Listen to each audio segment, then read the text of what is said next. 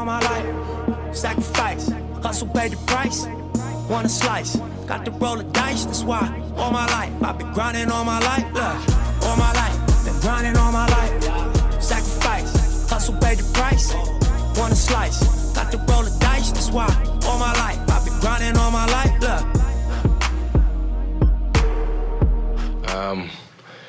Yeah, I mean, it's KD, I get it, like I 100% get it, that's just how it is, like, I'd rather be happy I got traded for KD than probably like somebody else who I didn't think would be, you know, good or something like that. So just being a realist at the end of the day. Obviously, I'm gonna miss everybody there, miss my home, miss all my friends that's back there. But just, I mean, I get it.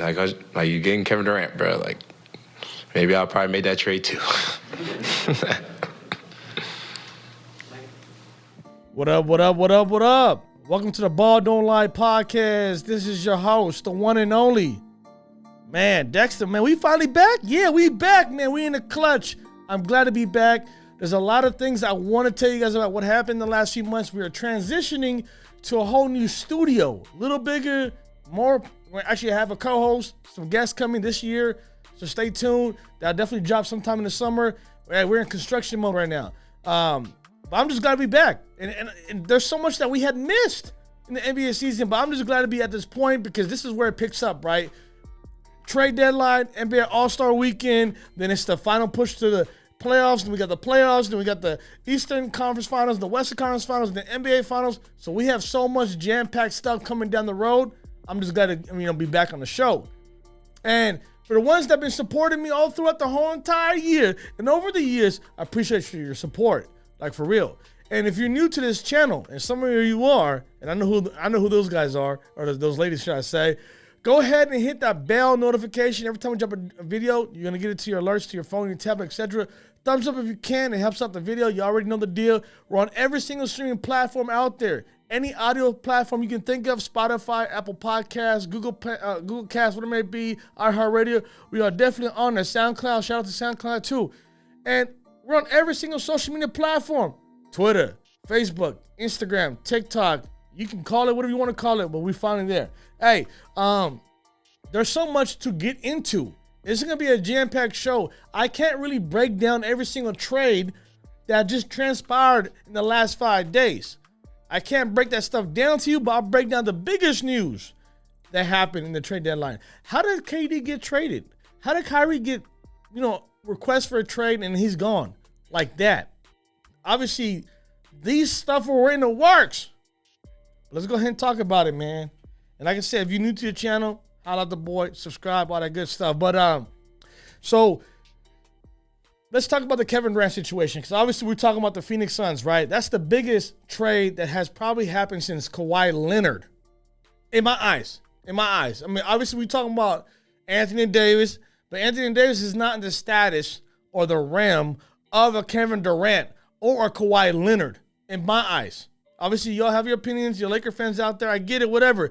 But AD is a Robin. Kawhi is not. Kevin Durant is like a Batman. AD is not a Batman. So you get my drift, right? And there's no diss, there's no shade. The numbers speak for itself. Obviously, Kawhi has something to prove. MVP in the finals. Took, obviously, the Raptors. AD, he kind of piggybacked off of LeBron. Bubble. I don't know if that was really a championship, but that, hey, I'm not here for that. But anyways, so Kevin Durant, I'm going to go ahead and break this stuff down to you and why this trade was executed at this time of the year, per se, if it was 2 months ago, or when he requested a trade last summer in July of 2022. So let's run it back. KD signs the 4-year contract for $200 million, right? Kyrie is obviously, he wants to be gone, so they're trying to trade Kyrie, but they're not getting suitors. Obviously, they don't want the Russell Westbrook trade from the Lakers at the time. They're like, we're not going to get that guy because obviously KD and Russ, they might not work, whatever it is. They're trying to get more than just Russell Westbrook and some draft picks, right? Or some players or some assets, whatever it may be. So KD requested for a trade. Obviously, this was all start the motion just in case you don't get traded, right? And obviously, we thought he was going to get traded. Phoenix Suns offered a hell of a package, but I think they asked what Nets were requesting was too steep. You understand? Mikal Bridges, who just got traded to the Nets, right? Cam Johnson, who just got traded to the Nets. Jae Crowder is not even part of the picture. Like, he just happened to be on home on vacation and say, yeah, you too, man. Because obviously they have some internal stuff going on between Jae Crowder and the team. I don't know what it is. I've been trying to get information since the summer. And, man, that thing is shut tight. Like, you can't even, like, no one in the organization is going to leak that information out unless it's Jae Crowder. And obviously, since he went to the Bucks, he got traded, right? He's like, yeah, man, this is internal. I'm going to keep it in-house. I'm going to respect their wishes. That's what he said. So obviously we probably will never find out until maybe down the road. Maybe he has a podcast of his own. But anyways, so Jae Crowder obviously was traded in this package. Four first-round picks, right? And these are not like the picks that might happen in a year or two. These are somewhere down the road when you know KD's out the league by then, right? So this might haunt him down the road. It's a risk factor. But whatever it is, it's Kevin Durant. You take that chance to win a championship, right? Charles Barkley got traded to the Phoenix Suns. And what did he do? He took them to the NBA Finals. Obviously, he lost to the GOAT himself, Michael Jordan, but with the roster that the Phoenix Suns had back in 93, 92, whatever it may be, they had, Kevin Johnson at the point guard. They had Dan Marley. They had some old, vets, and they needed somebody who was a all-star, superstar in that sense. Charles Barkley was that guy. They traded for him. A lot of draft picks were gone. Obviously, they went to the NBA Finals. It didn't work out. They're trying to salvage what they have now. Obviously, the Phoenix Suns is a contender. They're not a pretender. They went to the NBA Finals. They couldn't stop Giannis. At the same time, they didn't have someone outside Devin Booker who can be that guy. Giannis at least had Chris Middleton, right? There was no other person. CP3, where was he at? DeAndre Ayton fouled out 4 games in a row from game 2 to game 6. So, adding a Kevin Durant to your team with the core of Chris Paul and Devin Booker and DeAndre Ayton, and obviously you have to put some pieces together. Obviously, with the whole buyout market, which I'm about to speak to in a second, they got Terrence Ross from the Magic. He said, hey, buy me out. Boom, I'm going to a contender. He played there 7 years in Orlando and collected a paycheck. Didn't care about winning. Now he's a little older. He's like, you know what? I need to get a ring. I want to go to a contender. He's going to Phoenix. So we'll speak about the dynamic of the roster and how that will mesh. But obviously, adding Kevin Durant, obviously you adding, T.J. Warren, who was drafted by the Phoenix Suns, is a heck of a player. Like, he should get all the flowers because he was that guy when he went to the Pacers. Obviously, he had some knee injury, some fibula or some type of leg injury. Since the bubble, he hasn't really performed like that. He has came back and played for the Pacers for a little bit, but was always, injury prone, with the leg situation. Goes to Brooklyn and doesn't pan out. Brooklyn loses his minutes in rotation. Is not really that guy, but I really think he can be that, the 8th player off that rotation on the bench, the 9th player on that bench. If he can acclimate himself deeper into the season and get some minutes under him to kind of get in game shape, ready for the playoffs. This guy can drop 30. And we all know T.J. Warren, but let's go back to the main topic here, which is Kevin Durant, right? So you add Terrence Ross, you got T.J. Warren in that trade with the Kevin Durant trade.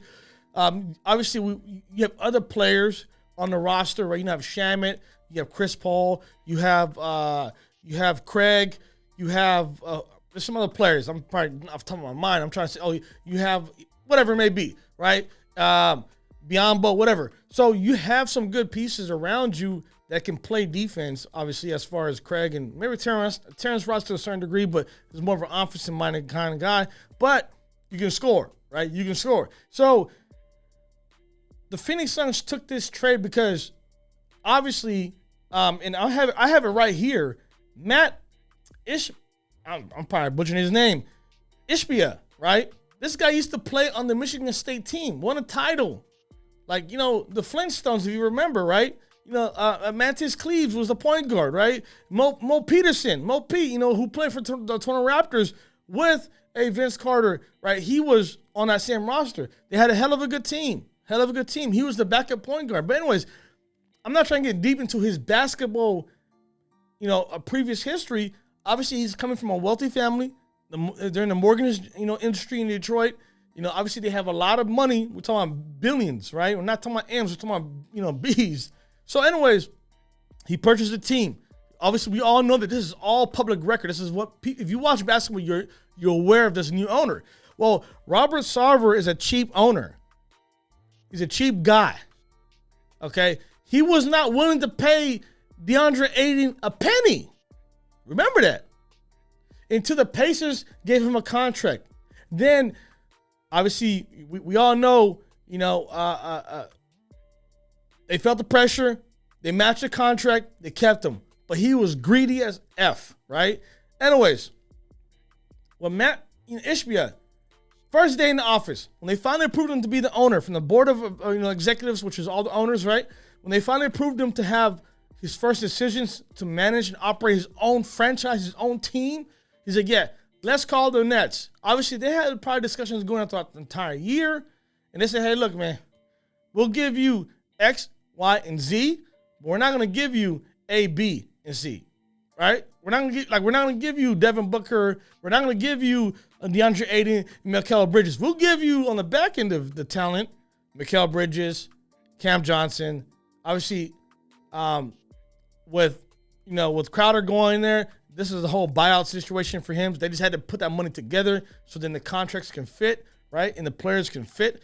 They had 15 players on the roster for the Nets. They had contracts, yada, yada, yada. Anyways, when they executed this trade, Kevin Durant told the Nets in the summer, hey, look, if you're not going to trade me right now, I'll go ahead and play that guy. I'll play for this team, say all the good things, and I'll do everything in my power to win. And you got to understand, they play well. When they got traded, they were like, what? I mean, before Kyrie requested for the trade, in the beginning of January or mid-January, they were, the second best team in the East.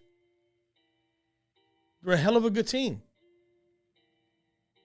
So, for them to request for a trade, a lot of stuff happened.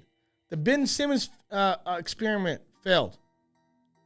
The whole situation with Kyrie, wanting to get his extension in the summer, they wouldn't give him the $200 million extension.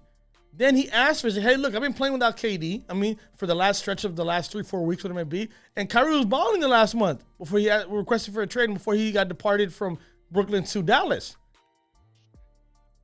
Kyrie's like, hey, look, I play without KD. You're not trying to pay me. I'm playing without Ben Simmons because he's not the same Ben Simmons that you traded for James Harden.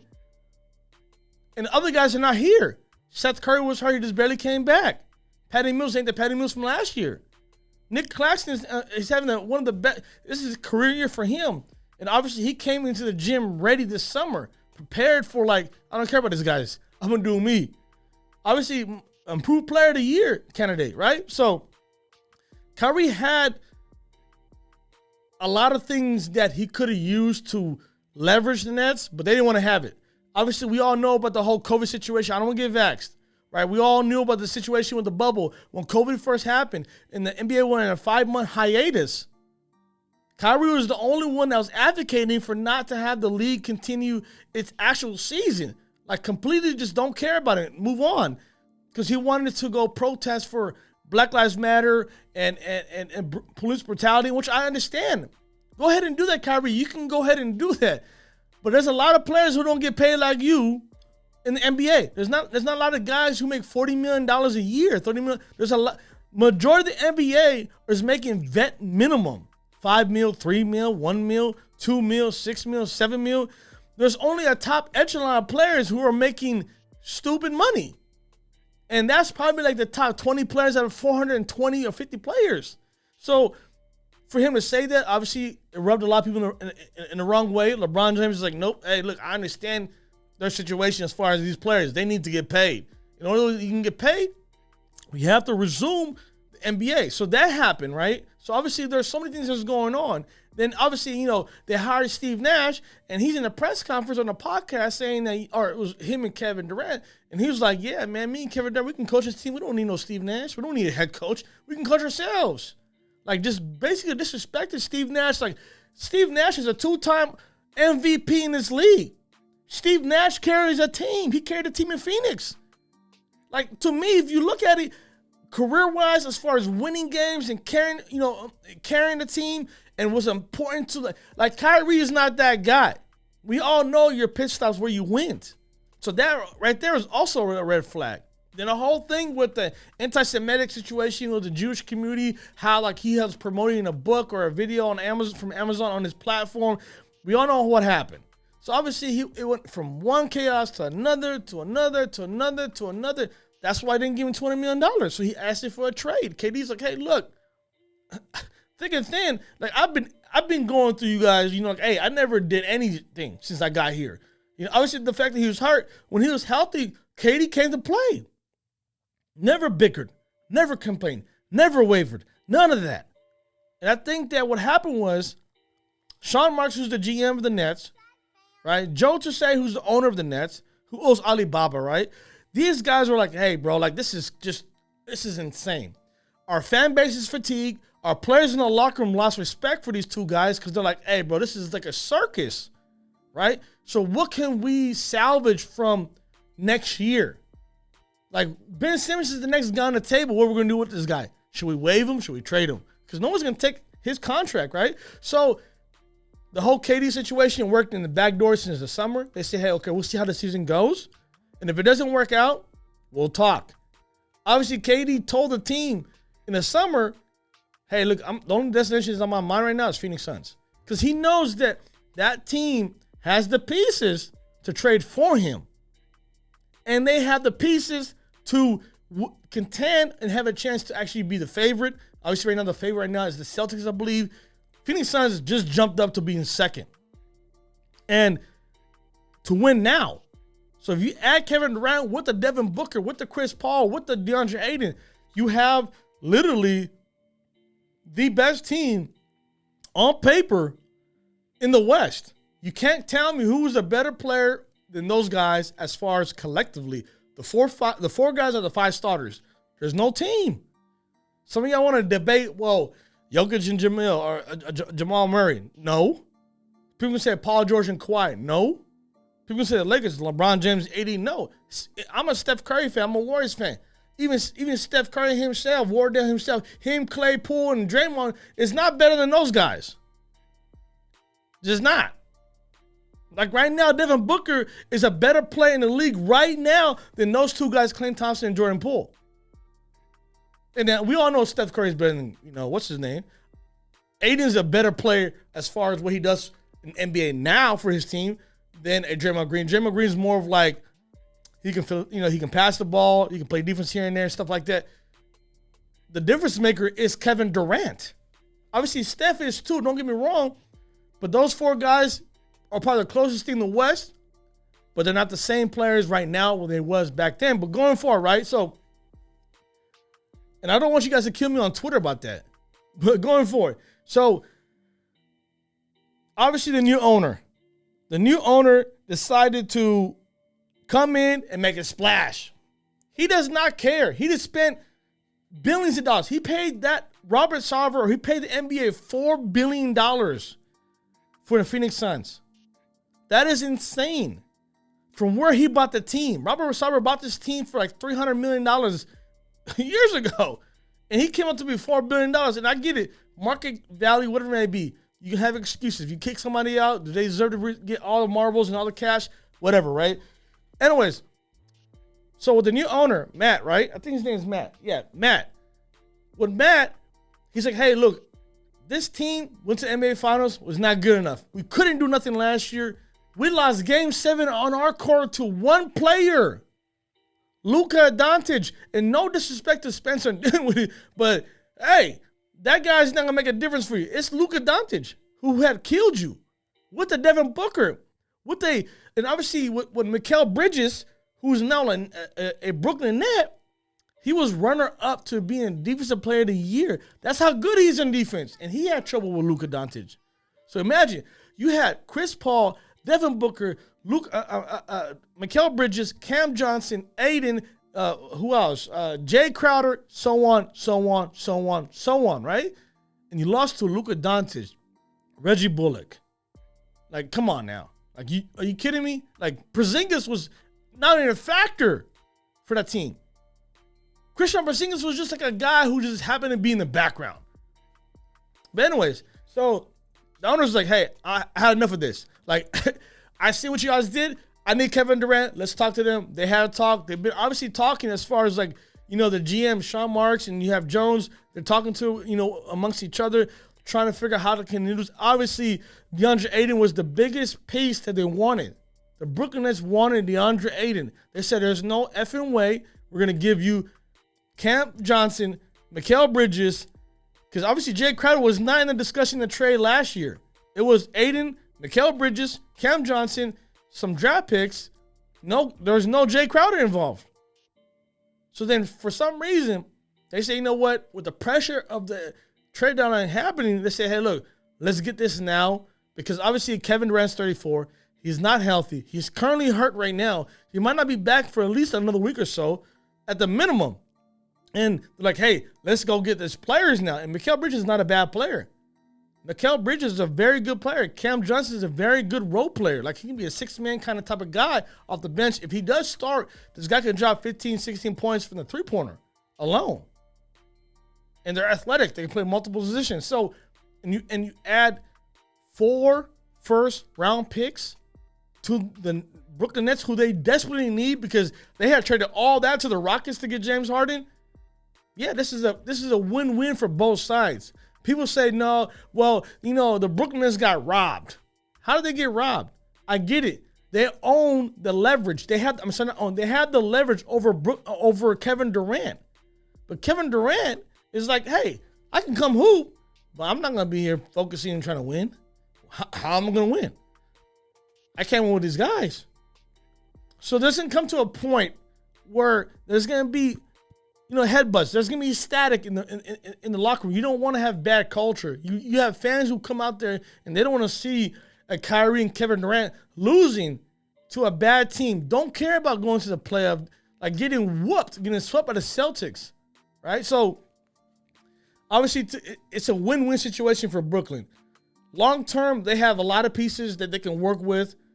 The biggest factor is the Ben Simmons situation, how they can make that work. He lost minutes in the rotation. I don't know if he's actually starting right now, if he's even healthy right now. That's a big concern for a guy who they owe a lot of money to. You have to understand, they traded him for James Harden. And when you trade somebody, obviously you're not getting no other player that is in the same caliber as James Harden, the same way they traded Kevin Durant for Mikal Bridges. But Mikal Bridges is a better player than Ben Simmons. Cam Johnson is a better system guy than a Ben Simmons. So what can Ben Simmons do for your team? Obviously, he's a very, very good defender, but we can't hold on to something that was 2-3 years ago. Yeah, he was first team all defense. Okay, I get that. Did he win anything besides Rookie of the Year? Like, those things are just, I hear those things and I'm going by the notion like, bro, I can't talk about Derrick Rose MVP from 2011. He's been in the league. He's still in the league right now, currently. But then when we see him, we talk about, well, Derrick Rose he has an MVP and he's one of the best players. How? He played a couple years and got hurt. And since then, he's became a role player. So we can't hold on to something that happened before and try to, prop them up and say, yeah, he's still a hell of a good player. No, Ben Simmons ain't that guy no more. I don't know what it is. If he just lost his love of the game, or he's just mentally not there, or something is bothering the guy. But anyways, Brooklyn Nets need to figure out what they want to do with that. Going back to the Phoenix Suns, this is going to be championship or bust. Kevin Durant knows that, hey, this is the best time to win a championship right now. Why? Because teams retool every year. Okay, now you have to understand. Like, Memphis was like, oh my God, like we one of the best teams in the West. Excuse me. And you have the Denver Nuggets who's saying the same thing.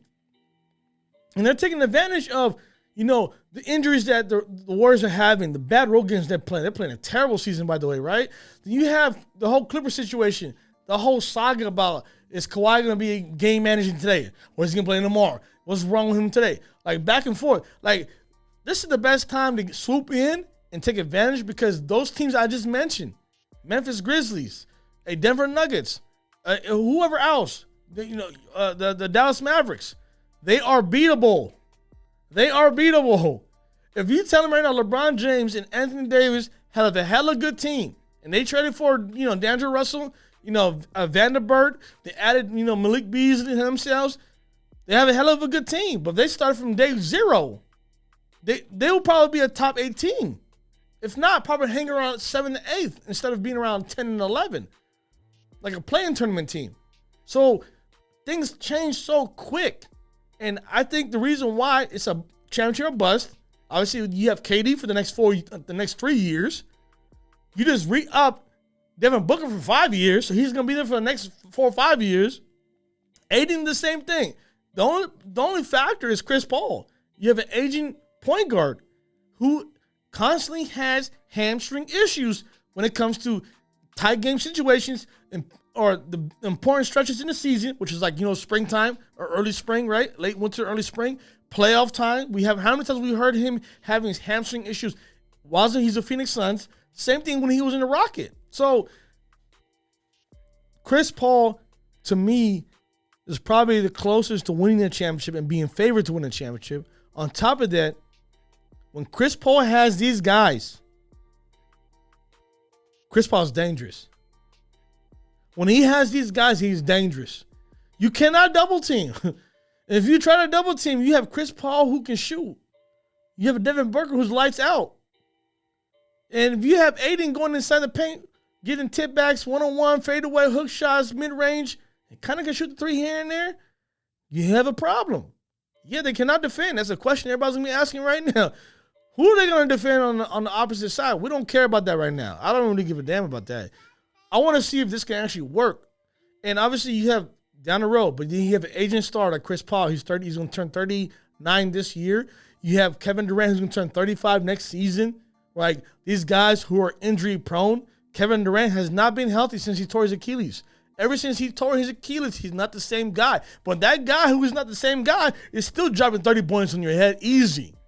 Easy sniper. Easy buckets. But yeah, so like with the Phoenix Suns, like we just gotta stay tuned about like what's gonna happen. Obviously, there's a lot of games that's gonna transpire in the next few weeks. Kevin Durant's not on the team. He's on the team, but he's not really with the team as far as hooping. He's injured, so we'll see what happens. But hey, man, we got more stuff that's coming down the road. Stay tuned. If you can, man, like I said, holla us on YouTube. We're on every single streaming platform. Hey, man, next episode drop in a couple of days. You'll be surprised what it's about. So stay tuned, man. Oh, man, one more thing. Holla at your boy. Buyout market's officially started. Peace.